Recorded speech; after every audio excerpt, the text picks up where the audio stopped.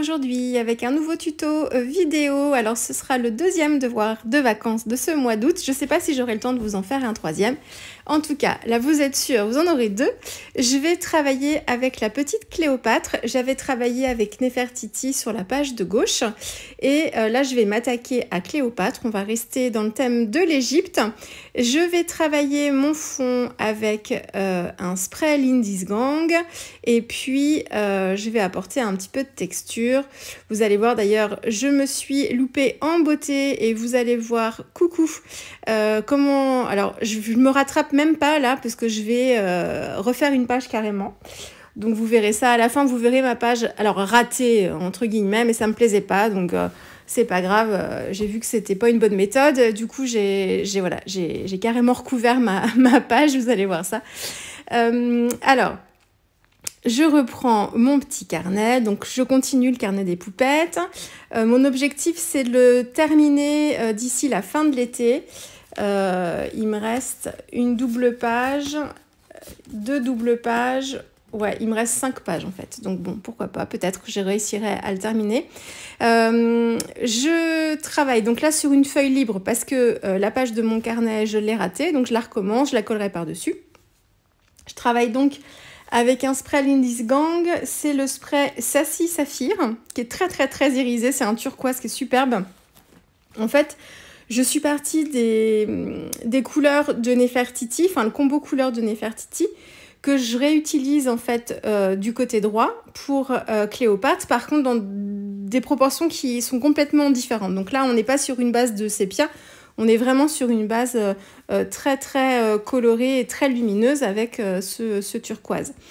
Je pchite mon spray sur un papier plastique souple, donc c'est pas... Là, c'est vraiment du plastique, c'est pas du tout du comment. Quelquefois, je prenais des emballages plastiques de tampons, par exemple, ou alors des pochettes plastiques aussi, mais en fait, c'est du plastique qui est assez épais. Et moi, j'aime bien froisser mes papiers plastiques comme ça pour pouvoir me faire des effets de taches. Et souvent, ça a tendance à rayer un peu quelquefois le papier et à faire des marques, en fait, comme ça, des petites stries. Donc je préfère utiliser maintenant, quand j'utilise cette technique-là, plutôt des pochettes plastiques très souples. Donc ça c'est je sais pas, c'est marqué Craftelier dessus, donc je devais avoir des choses dedans lors d'une commande de chez Craftelier. Peu importe bien entendu, et voilà, moi je préfère quand c'est plutôt souple, ça me permet de ne pas marquer le papier et d'avoir des effets de taches un petit peu plus sympas. J'ai fait ça une première fois, j'ai repchité un petit peu d'eau dessus. Et j'ai dû remettre encore un petit coup de spray directement après sur mon fond pour intensifier un petit peu le bleu. Et j'ai rajouté du pigment doré. Donc c'est le set de poudre qui s'appelle donc Glitzy. Donc vous avez plusieurs poudres en fait irisées où ce sont que des micas dedans. Il n'y a pas vraiment de pigment. Par contre, là j'utilise la version dorée. Donc c'est des pigments qui sont dorés jaunes.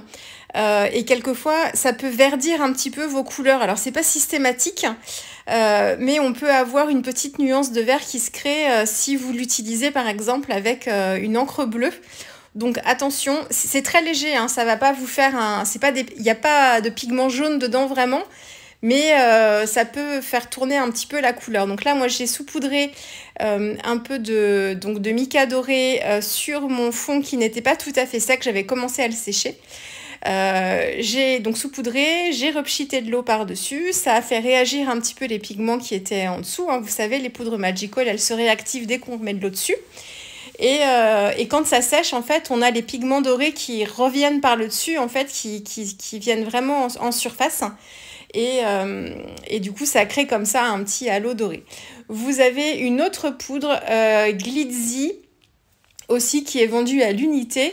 Là, c'est de la nacre dorée, je dirais plus que du mica. C'est vraiment des fines paillettes dorées, mais beaucoup plus légères en fait. C'est beaucoup moins jaune que le doré qu'il y a dans ce set-là.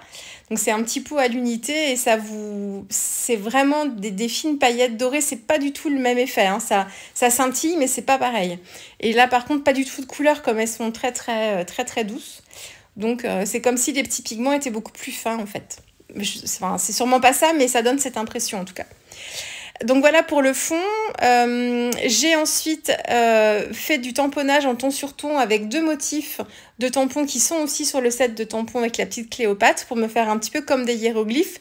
Et je voulais en fait quelque chose de flou, juste travailler mon fond un petit peu plus. Donc j'ai repchité le spray bleu que j'avais utilisé pour le fond. J'ai mis mon tampon en fait clear dedans, dans la couleur. Et j'ai tamponné ensuite pour avoir un motif flou. Donc je l'ai fait comme ça de façon aléatoire. Et ensuite, pour le côté bling bling, pour rappeler, donc pour le côté bling bling de Cléopâtre, les dorures, tout ça, les pyramides, le côté très très précieux. Et pour rappeler ce que j'avais fait sur la page de gauche, j'ai ajouté une pâte de texture de chez Finaber. C'est dans leur série G-Whale, donc c'est des pâtes à effet et c'est la Golden Dust que j'ai utilisée ici. La traduction, c'est poussière d'or. Là, effectivement, on peut dire vraiment que c'est de la poussière d'or. Bon, c'est une pâte, hein, vraiment. Hein. Et j'ai utilisé un pochoir de Art by Marlène pour avoir un effet comme ça, un petit peu comme un halo. Voilà, Cléopâtre qui illumine, c'est la reine d'Égypte.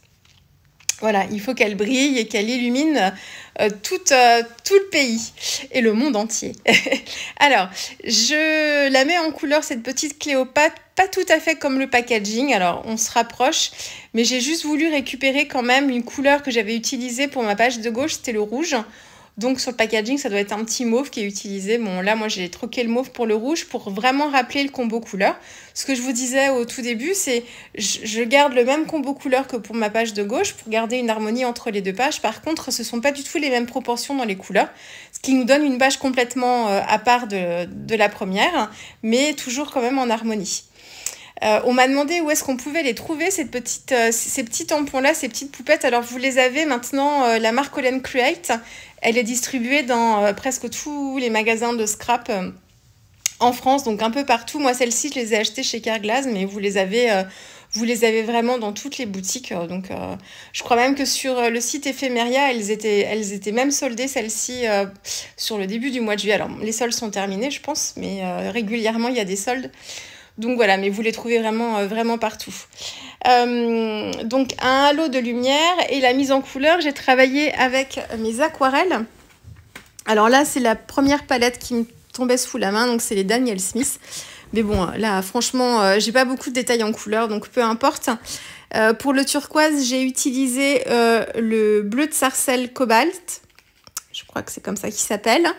De Daniel Smith et j'ai utilisé le rouge de Pyrrole. Pour les parties dorées, en fait, j'ai remis du crayon gel pailleté par-dessus, mais j'aime bien me faire une base quand même de doré, de couleur or. Donc j'ai mélangé mon ocre jaune avec un petit peu de jaune Ansaï clair. Voilà, et qu'est-ce que j'ai utilisé comme couleur autrement? Pour le marron des cheveux, c'est le sépia, tout simplement. J'aurais pu faire 2 couches, là, j'ai oublié. J'en ai fait qu'une. Bon, j'aurais voulu peut-être quelque chose un petit peu plus intense avec un petit peu de grit paint dedans pour l'assombrir, que ce soit un peu plus brun foncé que châtain, mais bon, ça me va comme ça quand même. Du coup, ça me rappelle un peu les couleurs de la page de gauche. Et puis, qu'est-ce que j'ai fait d'autre? La couleur peau, c'est le rose quinacridone avec l'ocre jaune. Là, vous voyez la page, la première page que j'avais faite.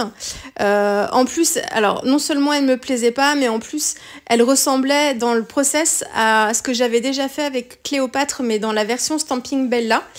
Donc avec un fond gel presse acrylique et avec comme ça des dorures qui venaient encadrer, enfin du moins en haut et puis de part et d'autre de mes pages. Et donc déjà ça me rappelait trop ça, cette page-là, donc j'avais pas envie de faire pareil. Et puis en plus l'effet, je voulais un effet de dorure comme ça, un peu râpé, un peu vieilli, mais la pâte de texture, donc c'était la pâte Jewel que j'ai utilisée ici, était, enfin voilà, ça faisait pas du tout ce que j'avais envie de faire et ça me plaisait pas. Donc dans ces cas-là, vu que mon verso était déjà travaillé, j'ai pas pu récupérer mon fond pour en faire autre chose, c'est ce que je vous dis souvent, mais là du coup je pouvais pas l'enlever, donc j'ai juste recollé par-dessus. Tout simplement, le texte, c'est aussi de la planche de tampon avec Cléopâtre. Donc c'est un texte qui est proposé en fait avec des mots les uns en dessous des autres. Et donc moi je l'ai tamponné tel quel, je les ai encadrés, chacun des petits mots du petit texte là. Et par contre j'ai reformé en fait le texte après pour que ça convienne mieux à l'harmonie de ma page. Donc un crayon gel pailleté Pentel pour refaire les petits détails dorés. Et puis j'ai créé une ombre sous la robe de Cléopâtre avec un crayon aquarellable. Alors je crois que c'est un Faber-Castell que j'ai là, mais c'est pas un Albrecht Dürer, c'est un aqua quelque chose. Je sais même plus, c'est un que j'ai depuis très longtemps, qui reste dans mon pot à crayon et que j'utilise comme ça pour faire les ombres assez rapidement. Donc j'aime bien créer mes ombres comme ça sous mes personnages avec des crayons aquarellables parce que je suis un petit peu plus précise au moment du crayonnage pour me faire un sol bien droit. Et j'ai l'impression, en tout cas, enfin pour moi c'est plus facile après de flouter et de créer vraiment une ombre un peu plus naturelle que quand je la fais directement avec mon pinceau et ma couleur. Ça me permet de flouter, donc je prends mon pinceau à réservoir et je floute comme ça. Et puis souvent j'en mets pas beaucoup du crayon, je crayonne pas beaucoup, donc ça me permet de pouvoir ajuster, d'en rajouter au besoin. Donc voilà, elle est trop choupinette cette Cléopâtre. Les yeux, donc là comme sur le packaging, j'ai fait l'iris avec une partie en fait claire plus large, et plus on se rapproche de la pupille et plus j'ai fait foncer.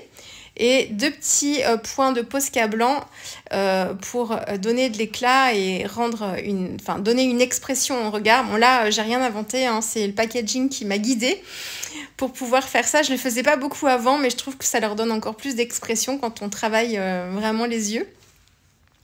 J'ai pas fait le bombé de l'œil non plus. D'habitude, je le fais avec un petit grid paint très dilué et je fais comme ça des petits reflets. Bon là, je l'ai pas fait. Et j'ai pas ajouté de Posca non plus blanc parce que sa toge est déjà blanche. Je l'ai travaillé avec un mélange de, comment il s'appelle, du buff titanium avec un petit peu de grid paint très très très dilué. Bon là avec les photos vous voyez pas du tout, vous voyez ça blanc, mais en fait il y a des ombres en fait malgré tout. Moi je les vois, faudra me faire confiance.